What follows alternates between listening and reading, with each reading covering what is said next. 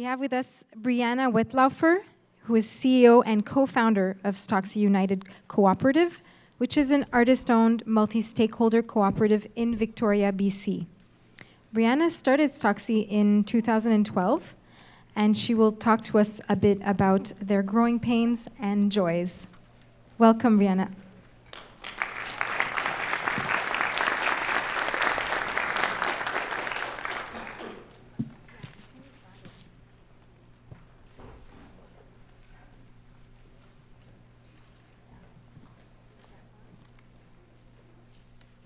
There. Hi. All right, so yeah, I was asked to talk here today on the topic of power, which kind of freaked me out a little bit. The sound of that word was a little bit gross at first. When I think of it, it's aggressively asserting something onto someone, and that, of course, is not why we're here. I think we all agree that it's time to change and that there's a better way to do business. And we're feeling ready to aggressively take that word back from the few so we can start empowering the many. So today I'll be talking about what that means for the staff and shareholders for Stocksy United. So a bit about Stocksy. We founded Stocksy as a second kick at the can from the lessons we learned building iStock, the first microstock company that later sold to Getty Images. After iStock sold, after pouring out my everything for 4 years, only to see the product, the community, and the integrity of the company immediately begin to get dismantled, I didn't think I could ever return to the stock world, but I couldn't stop thinking about it. Over the years after iStock, I was visited by a lot of unhappy photographers who were looking for a change, and I realized that maybe we could do it differently this time.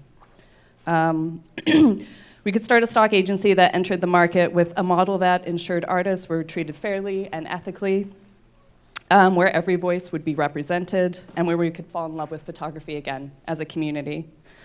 When we launched, we were entering an incredibly competitive landscape that not only was dominated by large-scale billion-dollar agencies, but it was also completely saturated with mid-size companies and startups that couldn't seem to get any traction.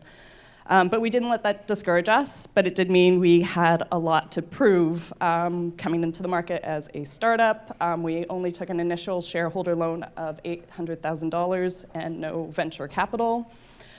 We were committing to pay out 50% of all our royalties, 100% of our extended licenses, and 90% of all our surplus profits. And of course, most crazy of all to everybody was we were launching as a co-op, which in 2013, not a lot of people were familiar with. Usually we heard it, people's understanding of co-ops had something to do with socialism and hippies was the extent of their understanding. So we didn't focus on marketing ourselves as a co-op in the beginning. Because the feedback we got from clients was, well, that's nice, but it doesn't affect me. So behind the scenes, we took great care in building and supporting our community, but publicly, we just focused on making an amazing product and experience for our clients. So yeah, how did that work for us? By the end of 2013, our first year, we managed to onboard over 400 artists, and the image collection grew to roughly 70,000 images, and we did about $500,000 in revenue. By our second year, 2014, we had 650 photographers, increased our collection to over 200,000 images, and increased revenue by 580%, closing our second year at 3.7 million. And last year we onboarded nearly 800 artists, and by this point we have turned away about 10,000 photographer applications, and we've grown the collection to 450,000 images. We haven't released our 2015 numbers officially to our members yet, but I can tell you that we did hit that $7 million mark that we projected to our members, and we paid out $4 million to our artists. But my favorite part of this year is we are finally cash positive. So we have a surplus profit, and we're going to be paying out $200,000 to our members in dividends, with our top photographer expected to receive a check for about $10,000. Now, as a more established business with a proven track record, when we talk about this with our clients now that we're a co-op that supports sustainable artist careers, now they love it. They love doing business with a company they can feel good about, and by being a co-op, we've developed extreme loyalty with both our clients and our photographer members. Whew. All right, so I'm gonna talk today about how we survived these last 3 years, growing from a small team and community to where we are today. How we're living up to our values and our ethics of being a co-op from the inside out, while creating a solid product and healthy democratic culture and community made possible by putting power back into the hands of our members and our staff. From the beginning, we knew we wanted to build a company where people came first, but the how was a series of trials. There's a lot of buzz right now around platform co-ops and some amazing stories, but in 2013, when we were first founded, there just wasn't much documentation out there or other co-ops that we could look up to. So in the beginning, we just started taking all the concepts and trying to translate them to work for us, an online, large-scale, worker-owned, multi-stakeholder co-op.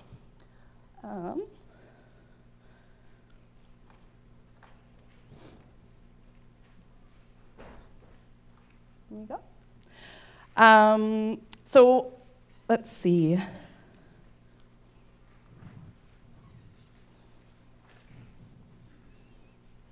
Off the bat, I'll tell you the 5 basics we've learned in order to foster a healthy democratic community. Because being able to empower your members means setting the stage for your co-owners, and the only way you can do that is with a healthy community where your members have the tools they need to participate in meaningful ways. I started it too late.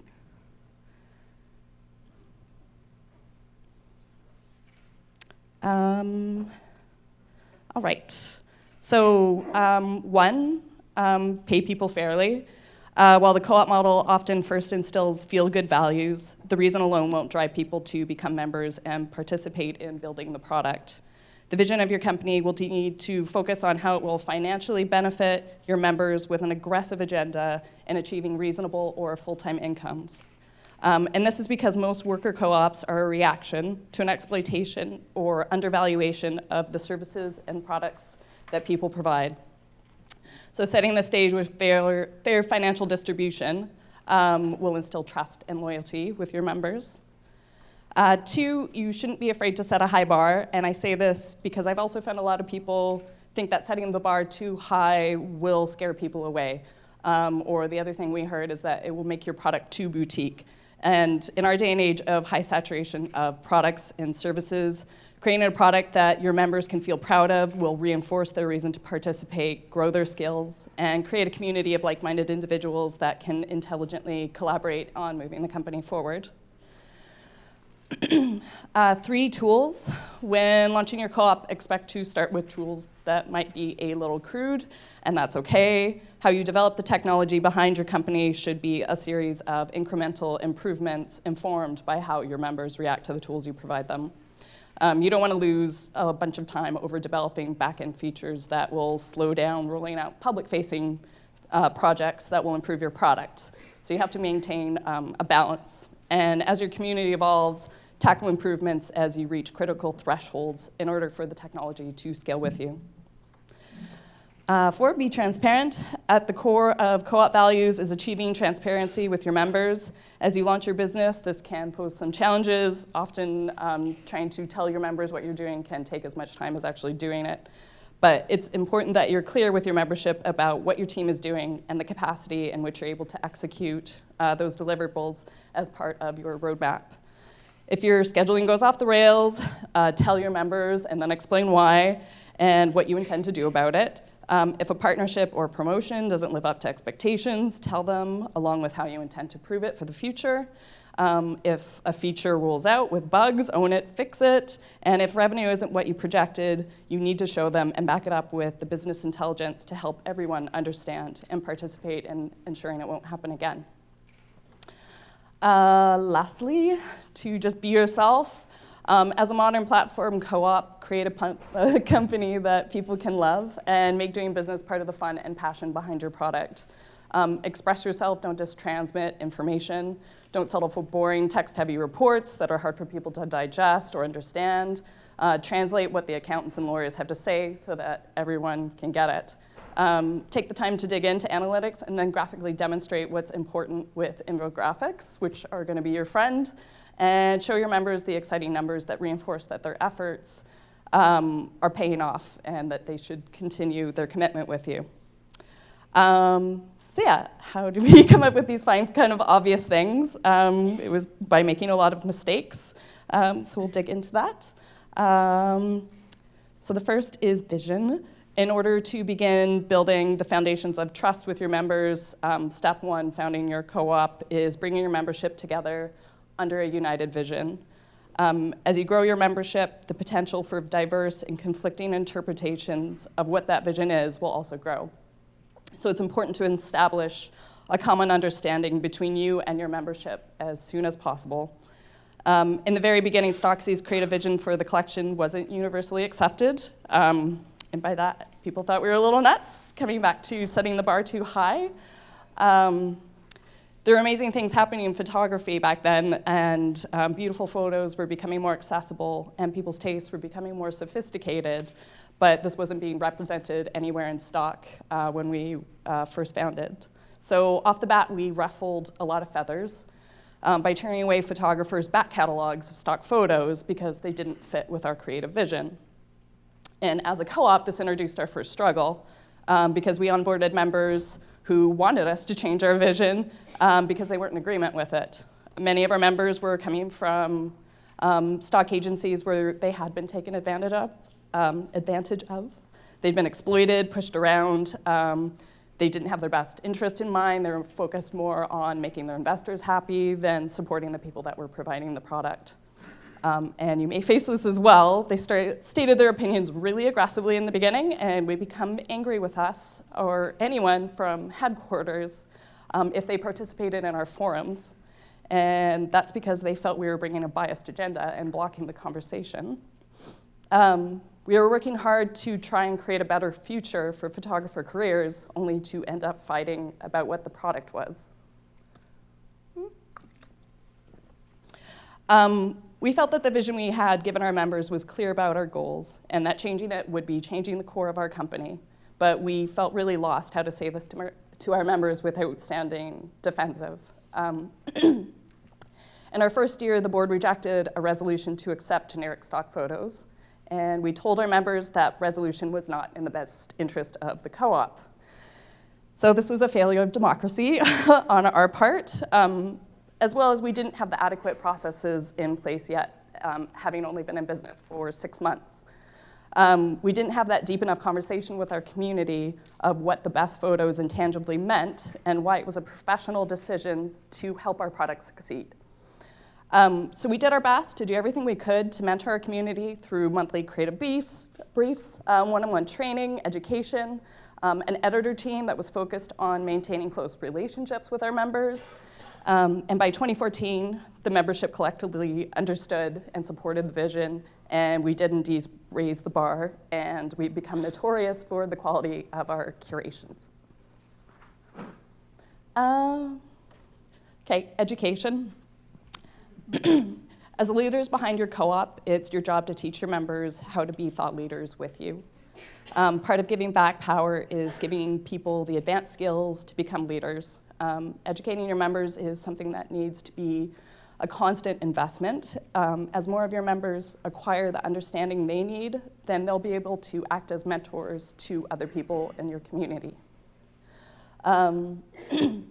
Why your co-op and what role your members play in that structure is something that you'll need to explain to them, as well as how to collaborate together, how to identify the core issues behind their suggestions, how to use business intelligence to inform their business decisions, what is a resolution, how to be pragmatic about scheduling major projects, and why the growth of the company will continue to grow revenue without competition between your members.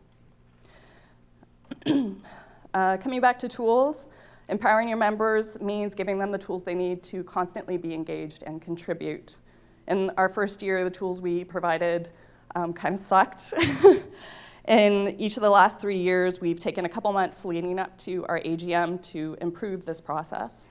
And I think that's really important in demonstrating your commitment to your community by always improving the tools that they have.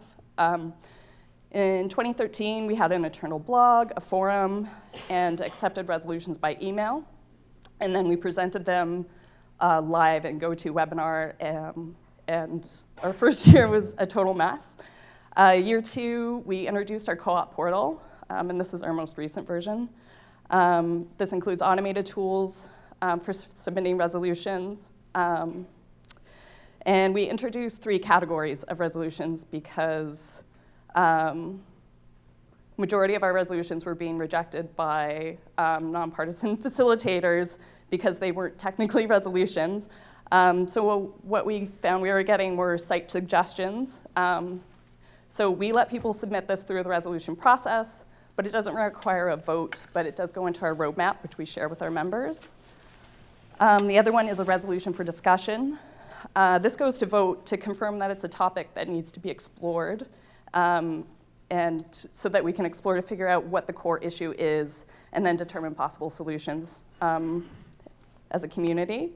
So now, year 3, these categories are continuing to work for us, but instead of making a mad dash before our AGM, we now keep our resolutions open year-round so that it's a continuous process that involves our members.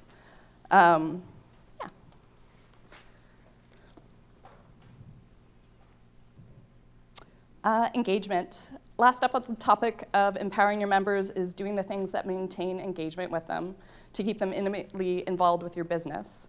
You may find your members take some initiative to do things like setting up meetups, and that's an amazing way to build closer relationships. But how do you keep the conversation going? How do you keep your forums from going stale? I think you need to be proactive and constantly feed positive engagement back to them. So first off, we do monthly video podcasts once a month, and we call those Toxy, where we talk about important issues affecting our co-op, the industry, education topics, interviews, and we also bring in members from our community to share their specialized knowledge to help other members. 2, have one-on-ones with your members. We set up Skype and Google Hangouts with every artist before we approve them to our co-op. And this has set people on a totally different track with us when they join. Instead of receiving an acceptance letter and being thrown into the fire to figure things out, off the bat, even though this is an online community, they start off knowing that we're real people, that this is a real business, that we're all working hard at, and that they're now a part of and co-owners for. Empowerment often comes with accountability to the greater community. 3, department updates. Let your staff show off all the great work that they're doing. This empowers your staff to be key members as part of the community, and it gives insights about what is actually happening at the office and what the culture of the company is like. So an example of this is every Tuesday, our dev team posts a Tech Tuesday update of all the recent behind-the-scenes tech work. Thanks. And this is important for us because it's often hard for people to understand or empathize with all the hard work that goes into a website behind the scenes. 4, hire from your community. When possible, look to the members first for your job openings. They already know your business inside and out, they're already committed, and it gives you an opportunity to further invest back into your members.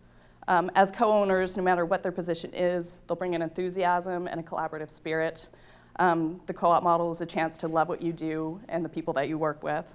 From our membership, we've hired our entire editor team, a client service rep, our full-time legal counsel, social media coordinators, public relation consultants, and some incredibly talented writers. 5 is beautiful reporting. When you're hiring a designer, look for one that has experience laying out numbers, infographics, and publications because you're going to be doing a lot of reporting with your members. When we started, we would just grab screenshots out of Google Analytics and post them to our members, and they looked like this, which gets the message across, but is pretty boring. Then we hired our creative director, and they became this. So it just never made sense to me why business had to be so boring. You can talk about numbers and analytics in a way that's exciting and inspiring. And at the end of the day, the numbers are your gauge, but letting collaboration and creativity drive your product will probably lead to a much more inspiring result. 6, award members. Let's see. finally celebrate your talent. In our first year of business, our members passed a resolution to introduce an annual award ceremony to celebrate the best photography in our collection. As of this year, this has been growing into an amazing event where we get to put faces and personalities behind the art in our collection. Members send in pre-recorded acceptance speeches, and we edit them together to create an award show. That's been pretty awesome for the last couple of years. 7 is member-driven QA. This one will take some time collaborating with your sysadmin when the right time is, but keep it on your radar. Let your members be involved in the development of features and projects as they're being built. This isn't in lieu of hiring a quality assurance person or a way to get free labor, because that's exploitation. But at our company size, we engage with a group of about 10 people at a time who've demonstrated an ability to provide valuable feedback to us. They work with a group led by a person from our tech team and one of our directors. They work with us from the start to finish of projects. We show them the initial mock-ups, the first prototype, and then we let them take it for a test drive and integrate their feedback all along the way. And at the end of the day, you want to find ways to work with your members that keep in line with your goals of being agile, which is really important in tech fields. Last is to create committees. As your membership grows, you'll start realizing your conversations are not quite as intimate as they used to be. For us, this happened around the 700 mark. The community becomes so broad, we were seeing forum conversations begin to get a little bit watered down, and we realized we need to start segmenting portions of our community so we could return to a deeper engagement. You can do this a number of ways. You can create a marketing committee of members, segment members that provide a similar product, or for us, we started segmenting all of our Australian members as we began our localization program this year. Last up is flat hierarchy. When the goal of the co-op is distributing power to your members, your staff should be considered an equal part of this. And as you scale your startup, consider how you can utilize the positives of the flat hierarchy structure to empower your employees. So calling it flat is an oversimplification. When I think of how our staff interrelate, it's more of a series of facets between each department that make up a whole. In Stocksy's case, we did not begin with the flat hierarchy. It was during our second year of job reviews that everyone said the same thing to me. They wanted to be more involved and collaborate in building and growing the business.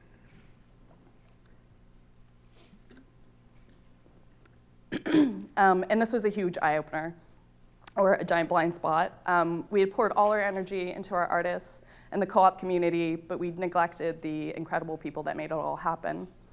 So I had to do some major soul searching and redirection to figure out how we could make our staff feel as empowered as our community. And that's when we realized it was time to flatten the corporate structure that was basically working against them. The goal in doing this was I respected everyone equally for the skills they specialized in. There was no reason to have people's involvement dictated by their rank. We wanted to collaborate. We wanted a collaborative office culture where everyone is accountable to each other, felt respected, involved, had the transparency they needed to fully understand what's happening in every department of the company so they understand how their role influences the end result. So I'll close with 3 last tips on working with a flat hierarchy.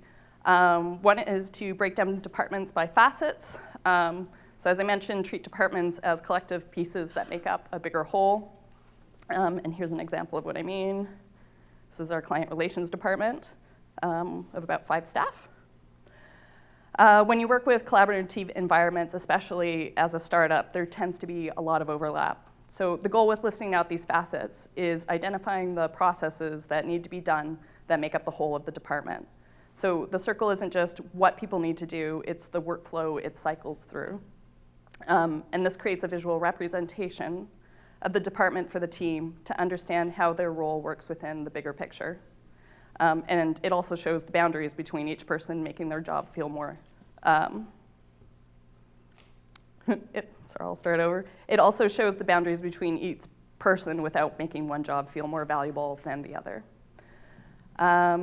2, everyone's a leader. Once you've identified all your facets, it's time to set them in motion with your staff by empowering every person on the team to be accountable of the pieces functioning. supporting workflows, and being accountable to each other to see those tasks are followed through. With top-down structures, staff are expected to wait for instruction, and their managers to be the intermediaries, and more of the project managers, and to follow the leader. When staff are all empowered to act as leaders of their own domains, they're empowered to perform at senior levels, which leads to respectfully listening to the opinions of people on their team, to find compromise between multiple opinions or departments that might have a different goal, identifying their strengths and weaknesses to delegate and scale their departments with self-awareness, to depersonalize feedback, listen constructively, and learn from their mistakes. They're proactive in maintaining balance and team culture, and they don't let blockers get in their way and just throw their hands up and say, I don't know what to do. Humility. Lastly, at the end of the day, there's no room for egos in the co-op model. In order for your staff to feel truly empowered, your executive positions have to understand and demonstrate extreme humility. The executives are ultimately responsible for the final product to the members, but getting there isn't about managing their staff. It's about empowering their team to do amazing work that they can feel proud of. And at the end of the job, it's their day to congratulate their team on getting the job done and not take the credit themselves. So some of the red flags I've seen from executives is bottlenecking projects because they want to be in control, doing majority of the talking in meetings, obsessing on logistics rather than promoting creativity and collaboration, not participating as an equal member of the team, and always needing to be right or justify their mistakes. And all of these traits undermine a team's ability to feel empowered. So instead, in your executives, look for people that ask questions, opinions, and the perspective of their team before making final decisions, who empower their teams to determine how a project will be done, always remain open to learning with their team. They're not afraid to be honest with their staff about their limitations and their mistakes, always looking for ways to help their team improve and continue evolving. They know it's their job to be ultimately responsible for moving the vision of their team forward and inspire their team to reach new levels and consider new things in new ways. They avoid ambiguity and take extra measures to ensure understanding. And finally, they stay on point but make time to laugh with their team. I truly believe that there's momentum building in ethics-based business practices. We're part of a new generation that isn't willing to work for jobs or companies that they can't believe in. And I think if we all continue to stand together, that we can create a standard for companies to operate in fairness and integrity. Whew, that's it. Thanks.